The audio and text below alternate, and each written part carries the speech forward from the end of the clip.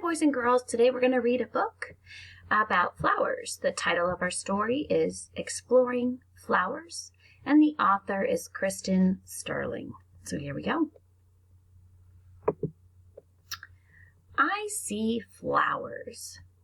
Flowers are parts of plants. And over here we have a labeled diagram talking about the roots, the stem, the leaves, and then we talked about these a lot. The bud of a flower. Remember, we would go outside and we would look at the tree on our way to lunch and see them.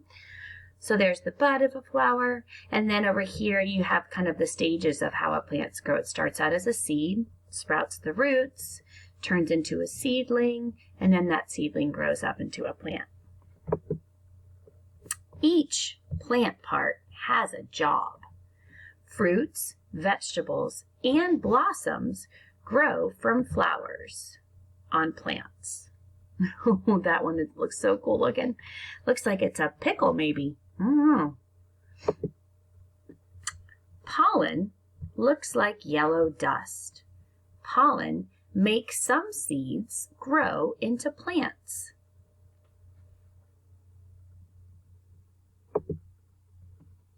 Pollen is moved by birds and bugs. Each seed that gets pollen can become a new plant.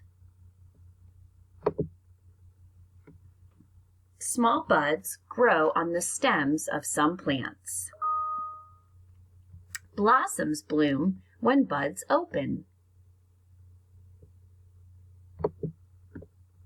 Flowers on some plants are the first sign of a fruit or a vegetable.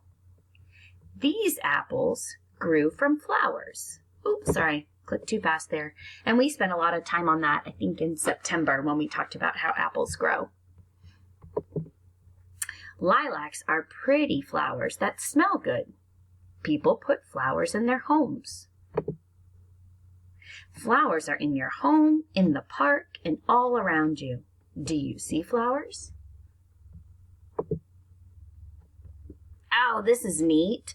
So these are some different types of plants. These are red tulips. These guys are called blue asters. These I've never seen before, but man, how cool. They're called small bleeding hearts, and I could see why they could say that because it's shaped like a heart. This is a banana plant, so you can see the bananas just starting to ripen back there. This is a star-shaped pumpkin plant. We talked about that a lot too in October.